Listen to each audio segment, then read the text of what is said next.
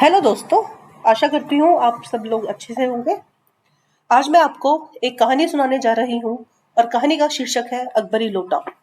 इस कहानी को कक्षा 8 की हिंदी की पाठ्य पुस्तक वसंत भाग 3 से लिया गया है। तो आइए सुनते हैं अकबरी लोटा। लाला झाऊलाल को खाने पीने की कमी नहीं थी। काशी के ठटेरी बाजार में मकान था। नीचे की दुकानों से 100 रुपए मासिक के करीब किराया उतर आता था। अच्छा खाते थे, अच्छा पहनते थे, पर 250 रुपए तो एक साथ आंख सेकने के लिए भी ना मिलते थे। इसलिए जब उनकी पत्नी ने एक दिन एकाएक 250 रुपए की मांग पेश की, तब उनका जी एक बार जोर से सनसनाया और फिर बैठ गया। उनकी यह दशा देखकर पत्नी ने कहा, डरिए मत, आप देने में असमर्थ हो तो मैं अपने भाई से मांग लूं। लाला झाऊलाल तिलमिला उठे। उन्होंने रोब से कहा, अजी हटो, 250 रुपए के लिए भी भाई से भीख मांगोगी? मुझसे ले लेना, लेकिन मुझे इसी जिंदगी में चाहिए। अजी इसी सप्ताह में ले लेना। सप्ताह से आपका तात्पर्य 7 दिन से है या 7 वर्ष से? लाला झाऊलाल ने रोब के साथ खड़े होते हुए कहा, आज से 7वें दिन मुझसे 250 रुपए ले लेना। लेकिन जब 4 दिन ज्यों के त्यों ही बीत गए और रुपयों का कोई प्रबंध न हो सका, तब उन्हें चिंता होने लगी। प्रश्न अपनी प्रतिष्ठा का था, अपने ही घर में अपनी साख का था। देने का पक्का वादा करके अगर अब दे ना सके तो अपने मन में वह क्या सोचेंगी? उसकी नजरों में उसका क्या मूल्य रह जाएगा? अपनी वाहवाही की सैकड़ों गाथाएं सुना चुके थे। अब जो एक काम पड़ा तो चारों खाने चित हो रहे। यह पहली बार उसने मुंह खोलकर कुछ पैसों का सवाल किया था। इस समय अगर दुम दबाकर निकल भागते हैं तो फिर उसे क्या मुंह दिखाएंगे? खैर, एक दिन और बीता। 5वें दिन घबराकर उन्होंने पंडित बिलवासी मिश्र को अपनी विपदा सुनाई। संयोग कुछ ऐसा बिगड़ा था कि बिलवासी जी भी उस समय बिल्कुल खुश थे। उन्होंने कहा, मेरे पास है तो नहीं, पर मैं कहीं से मांग जांच कर लाने की कोशिश करूंगा, और अगर मिल गया तो कल शाम को तुमसे मकान पर मिलूंगा। वही शाम आज थी, हफ्ते का अंतिम दिन। कल 250 रुपए या तो गिन देना या सारी हेकड़ी से हाथ धोना है। यह सच है कि कल रुपया न आने पर उनकी स्त्री उन्हें डामल फांसी न कर देगी, केवल जरा सी हंस देगी। पर वह हंसी कैसी होगी, कल्पना मात्र से झाऊलाल में मरोड़ पैदा हो जाती थी। आज शाम को पंडित बिलवासी मिश्र को आना था। यदि ना आए तो कहीं रुपयों का प्रबंध ना कर सके तो? इसी उधेड़-बुन में पड़े लाला झाऊलाल छत पर टहल रहे थे। कुछ प्यास मालूम हुई। उन्होंने नौकर को आवाज दी। नौकर नहीं था। खुद उनकी पत्नी पानी लेकर आई। वह पानी तो जरूर लाई, पर गिलास लाना भूल गई। केवल लोटे में पानी लिए वह प्रकट हुई। फिर लोटा भी संयोग से वह जो अपनी बेढंगी सूरत के कारण लाला झाऊलाल को सदा से नापसंद था तो नया, 1-2 साल का ही बना, पर कुछ ऐसी गर्दन उस लोटे की थी कि उसका बाप डमरू और माँ चिलम रही होगी। लाला ने लोटा ले लिया, बोले कुछ नहीं। अपनी पत्नी पर अदब मानते थे। मानना ही चाहिए, इसी को सभ्यता कहते हैं। जो पति अपनी पत्नी का ना हुआ वह पति कैसा? फिर उन्होंने यह भी सोचा कि लोटे में पानी दे तब भी गनीमत है। अभी अगर चूं कर देता हूं तो बाल्टी में भोजन मिलेगा, तब क्या करना बाकी रह जाएगा। लाला अपना गुस्सा पीकर पानी पीने लगे। उस समय वह छत की मुंडेर के पास खड़े थे। लाला अपना गुस्सा पीकर पानी पीने लगे। उस समय वह छत की मुंडेर के पास ही खड़े थे।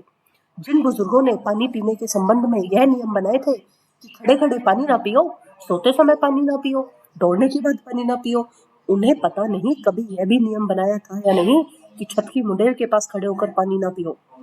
जान पड़ता है इस महत्वपूर्ण विषय पर उन लोगों ने कुछ कहा ही नहीं। लाला झाऊलाल मुश्किल से 2 घूंट पानी ही पिए होंगे कि न जाने कैसे उनका हाथ हिल उठा और लोटा छूट गया। लोटे ने दाएं देखा ना बाएं, वह नीचे गली की ओर चल पड़ा। अपने वेग में उल्का को लजाता हुआ वह आंखों से ओझल हो गया। किसी जमाने में न्यूटन नाम के किसी खुराफाती ने पृथ्वी के आकर्षण शक्ति के नाम की चीज इजाद की थी। कहना ना होगा कि यह सारी शक्ति इस समय लोटे के पक्ष में थी। लाला को काटो तो बदन में खून नहीं, ऐसी चलती हुई गली में ऊंचे तिमंजले से भरे हुए लोटे का गिरना हंसी खेल नहीं। यह लोटा न जाने किस अनाधिकारी के झोपड़े पर काशीवास का संदेश लेकर पहुंचेगा। कुछ हुआ भी ऐसा ही। गली में जोर का हल्ला उठा। लाला झाऊलाल जब तक दौड़कर नीचे उतरते तब तक एक भारी भीड़ उनके आंगन में घुस आई। लाला झाऊलाल ने देखा कि इस भीड़ में प्रधान पात्र एक अंग्रेज है जो नखशिख से भीगा हुआ है और जो अपने एक पैर को हाथ से सहलाता हुआ दूसरे पैर पर नाच रहा है।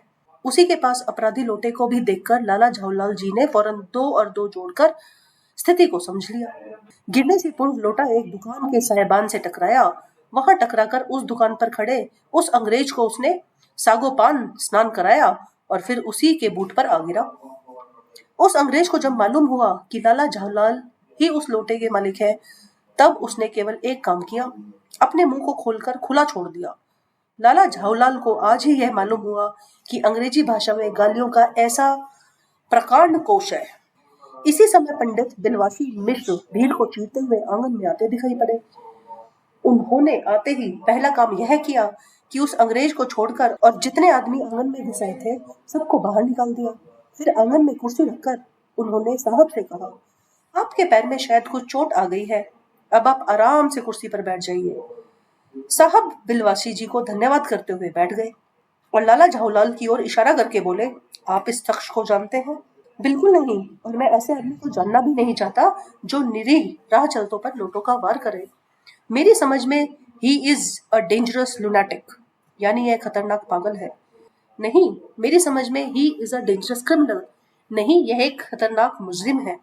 परमात्मा ने लाला झाऊलाल की आंखों को इस समय कहीं देखने के साथ खाने की भी शक्ति दे दी होती तो यह निश्चय है कि अब तक बिलवासी जी को वह अपनी आंखों से खा चुके होते। वे कुछ समझ नहीं पाते थे कि बिलवासी जी को इस समय क्या हो गया है। साहब ने बिलवासी जी से पूछा, तो क्या करना चाहिए? पुलिस में इस मामले की रिपोर्ट कर दीजिए, जिससे यह आदमी फौरन हिरासत में ले लिया जाए। पुलिस स्टेशन कहाँ है? पास ही है, चलिए मैं बताऊं। चलिए, अभी चला। आपकी इजाजत हो तो पहले मैं इस लोटे को इस आदमी से खरीद लूं। क्यों जी, बेचोगे? मैं 50 रुपए तक का इसके दाम दे सकता हूं। लाला झाऊलाल तो चुप रहे, पर साहब ने पूछा, इस रद्दी लोटे के आप 50 रुपए क्यों दे रहे हैं? आप इस लोटे को रद्दी बताते हैं? आश्चर्य, मैं तो आपको एक विग और सुशिक्षित आदमी समझता था। आखिर बात क्या है, कुछ बताइए भी। जनाब, यह एक ऐतिहासिक लोटा जान पड़ता है। जान पड़ता है? मुझे पूरा विश्वास है। यह वह प्रसिद्ध अकबरी लोटा है जिसकी तलाश में संसार भर के म्यूजियम परेशान है। यह बात? जी जनाब, 16वीं शताब्दी की बात है। बादशाह हुमायूं शेरशाह से हार कर भागा था और सिंध के रेगिस्तान में मारा मारा फिर रहा था। एक अवसर पर प्यास से उसकी जान निकल रही थी।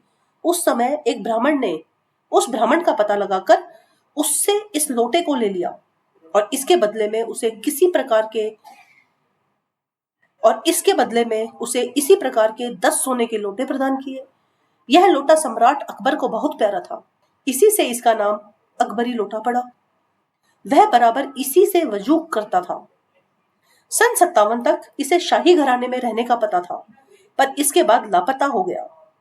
कलकत्ता के म्यूजियम में इसका प्लास्टर का मॉडल रखा हुआ है। पता नहीं यह लोटा इस आदमी के पास कैसे आया। म्यूजियम वालों को पता चले तो फैंसी दाम देकर खरीद ले जाए। इस विवरण को सुनते सुनते साहब की आंखों पर लोभ और आश्चर्य का ऐसा प्रभाव पड़ा कि वह कौड़ी के आकार से बढ़कर पकौड़ी के आकार की हो गई। उसने बिलवासी जी से पूछा, आप तो इस लोटे का क्या करिएगा? मुझे पुरानी और ऐतिहासिक चीजों के संग्रह का शौक है। मुझे भी पुरानी और ऐतिहासिक चीजों के संग्रह का शौक है। जिस समय यह लोटा मेरे ऊपर गिरा था उस समय मैं यही कर रहा था। उस दुकान से पीतल की कुछ पुरानी मूर्तियां खरीद रहा था। जो कुछ हो, लोटा मैं ही खरीदूंगा। वाह, आप कैसे खरीदेंगे? मैं खरीदूंगा, यह मेरा हक है। हक है? जरूर हक है। यह बताइए कि उस लोटे के पानी से आपने स्नान किया या मैंने? आपने। वह आपके पैरों के पास गिरा या मेरे? आपके। अंगूठा उसने आपका भूखता या मेरा? आपका। इसलिए उसे खरीदने का हक मेरा है। यह सब बकवास है, दाम लगाइए। जो अधिक दे दे वह ले जाएगा। यही सही। आप इसका 50 रुपए लगा रहे हैं, मैं 100 दे देता हूँ। मैं 150 दे देता हूँ। मैं 200 दे देता हूँ। अजी, मैं 250 देता हूँ। यह कहकर बिलवासी जी ने 250 के नोट लाला झाऊलाल के आगे फेंक दिए। साहब को भी ताव आ गया। उसने कहा, आप 250 देते हैं, मैं 500 देता हूँ, अब चलिए। बिलवासी जी अफसोस के साथ अपने रुपए उठाने लगे, मानो अपनी आशाओं की लाश उठा रहे हों। साहब की ओर देखकर उन्होंने कहा, लोटा आपका हुआ, ले जाइए, मेरे पास 250 से अधिक नहीं है। यह सुनना था कि साहब के चेहरे पर प्रसन्नता की कूच गिर गई। उसने झपट कर लोटा लिया और बोला, अब मैं हंसता हुआ अपने देश लौटूंगा। मेजर डगलस की डींग सुनते सुनते मेरे कान पक गए थे। मेजर डगलस कौन है?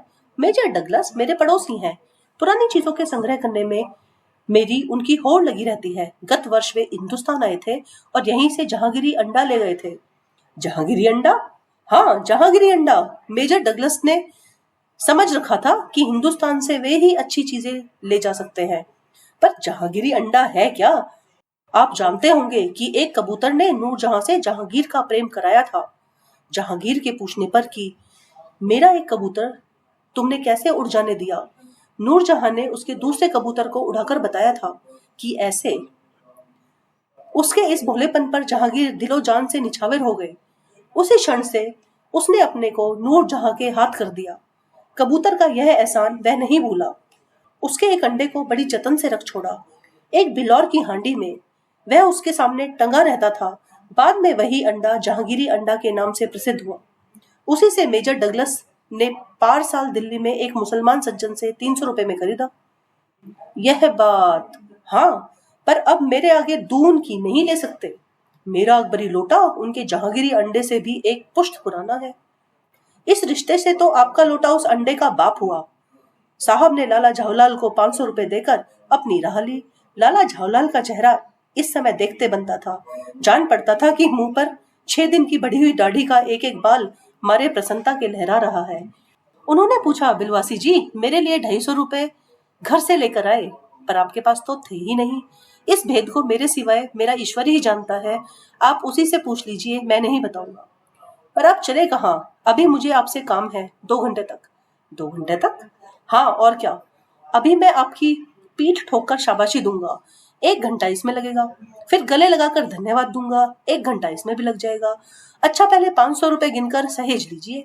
रुपया अगर अपना हो तो उसे सहेजना एक ऐसा सुखद मनमोहक कार्य है कि मनुष्य उस समय सहज में ही तन्मयता प्राप्त कर लेता है। लाला झावलाल ने अपना कार्य समाप्त करके ऊपर देखा, पर बिलवासी जी इस समय अंतर्ध्यान हो गए थे। उस दिन रात्रि में बिलवासी जी को देर तक नींद नहीं आई। वे चादर लपेटे चारपाई पर पड़े रहे। 1 बजे वे उठे। धीरे, बहुत धीरे से अपनी सोई हुई पत्नी के गले से उन्होंने सोने की वह सिकड़ी निकाली जिनमें एक ताली बंधी हुई थी। फिर उसके कमरे में जाकर उन्होंने उस ताली से संदूक खोला।